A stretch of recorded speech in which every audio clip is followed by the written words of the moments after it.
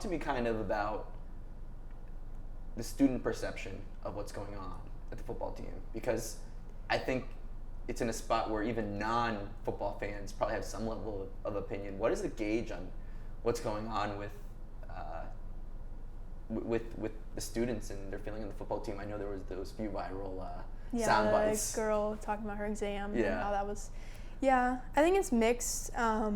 I've definitely heard a lot of people make jokes about like Jordan Hudson and that. I think people who are like really invested in the football program want to see it through. Like we're not shy about putting out columns. We've put out columns after games. We'll put out a column about someone needing to be fired, and we haven't gone there yet with Bill. We did put out one about Mac like before he was fired. Yeah.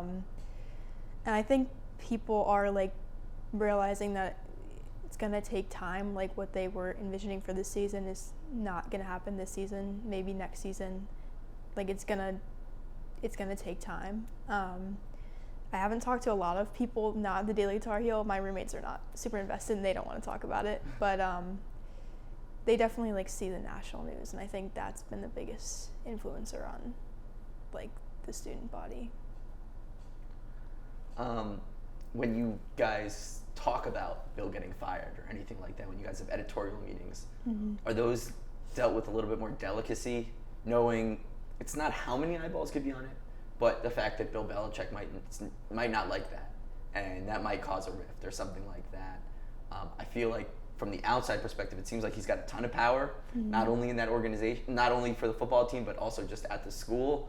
Do you guys have to treat a column like, we think Bill Belichick should be fired, much differently than we think Mac Brown, who, what was he, 74 when he got fired, 73? Something like that. Yes, 70-something years old. He wasn't at the program for forever, but he was there for 4 or 5 years. Like, does it have a different tone almost? I think, and we haven't really like sat down and talked about it. We definitely would like have a little debate. Like we have as editors debates. Like the other two editors just put out dueling columns about whether Hubert Davis should be fired. I guess after this season in our basketball preview, but we definitely would sit down and talk about it. I think not even just with Bill, but like any situation, we have to toe a line. Like, because we have a relationship with the athletic department, they allow us to cover games, they give us credentials, and we don't want to do anything to harm that relationship.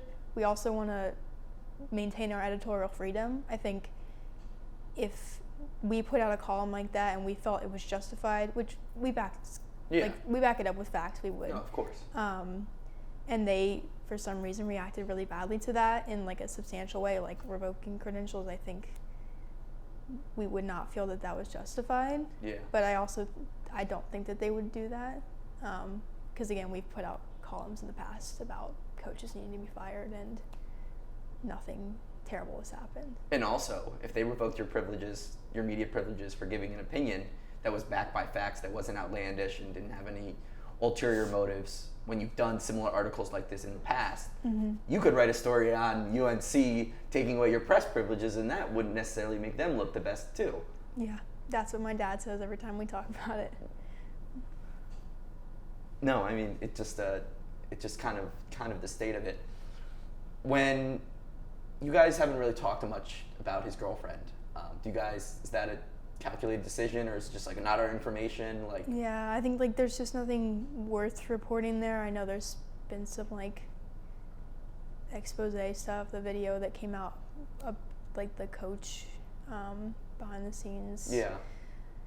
I just think like we can't talk to her. Like we don't really want to speculate about anything, and like my opinion personally is like ultimately I don't think she's like a mastermind. I think they have a private relationship.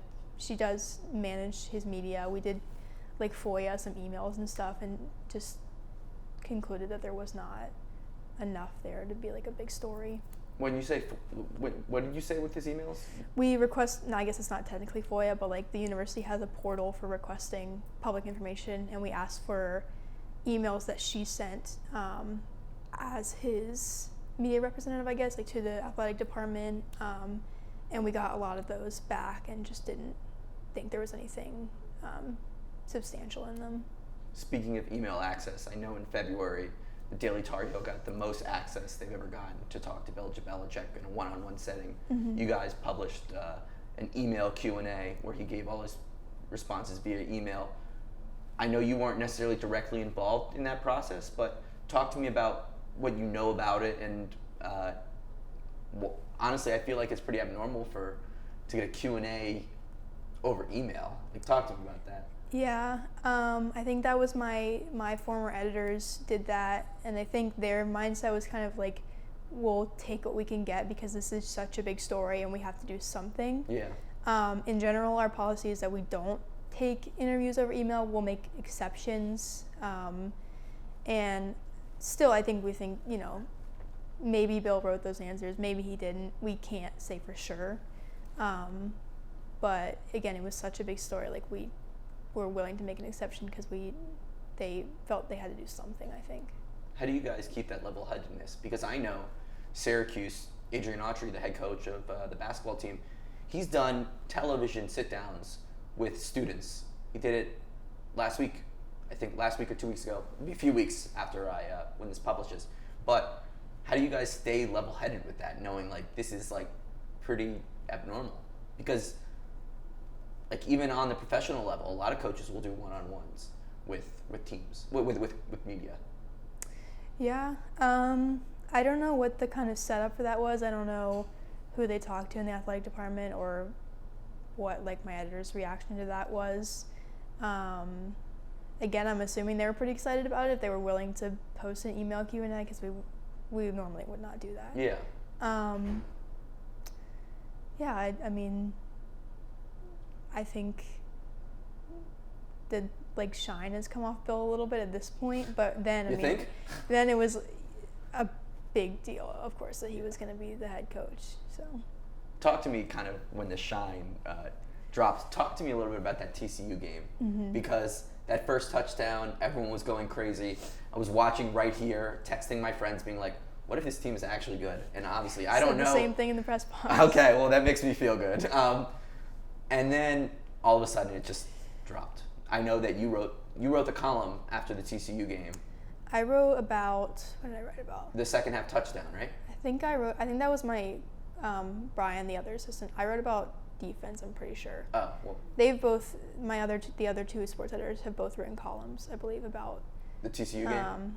They wrote columns later. We wrote side. We write we do like a gamer, like Yeah, just did you game do the coverage, gamer? and then, yes. Yeah, okay, I read the gamer. Yeah, and then we do like a more like in-depth one, in the hours after the game. I read the gamer, and it was talking about the touchdown right out of Yeah. the second half. A lot of teams, you see their seasons defined by the first or second game just from a mental aspect. I'm a Giants fan, and so the Giants blew the lead to the Broncos 2 weeks ago, and I think our season's derailed. Now, obviously, that was game 7 of the year, but from your perspective, is this team as bad as the record shows, or was it just it went downhill from there and there was no recovering? On one hand, I think their wins have been bad wins. They should have beat bad teams by much more than they did. On the other hand, I think the last 2 weeks they could have won. Again, they had those 2 goal line fumbles that really put them in a bad place, but they have shown improvements. Brian wrote about the improvements last week, and that there seems to be like tangible change that they could win this game today. I don't have a prediction, but I am not sure that they're going to lose, so I think that's a change in my attitude. Well, that also is a reflection on Syracuse too. Yeah, but it's been a little bit up and down.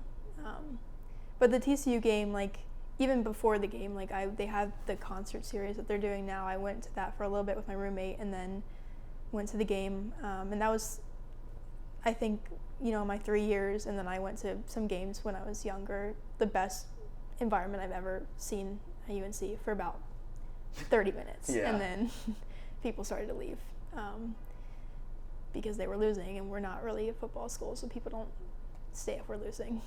Even when Drake May was there? Yeah, I think, that definitely, he drew big crowds. People really liked him, but we're really like a basketball school. Like people will go, and if we're winning, they leave in the third quarter because we're winning, Yeah. and if we're losing, they leave because we're losing.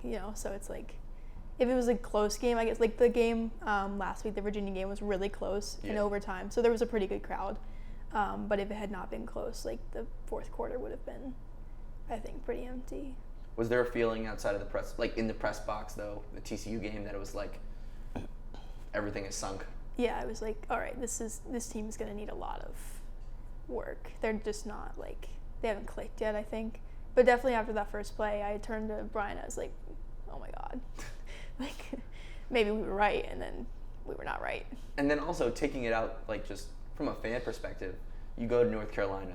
That must have been a surreal moment. Like, oh my God, Bill Belichick is here, and he might save the day right away. I mean, Tom Brady went to the Bucs, a team that hadn't made the playoffs in like a decade, and then all of a sudden they won the Super Bowl, and for that 1 second it was like, what is about to happen here? And then it just all went downhill. But that's also the state of college football too. You can't rebuild a program like that. It's just not possible.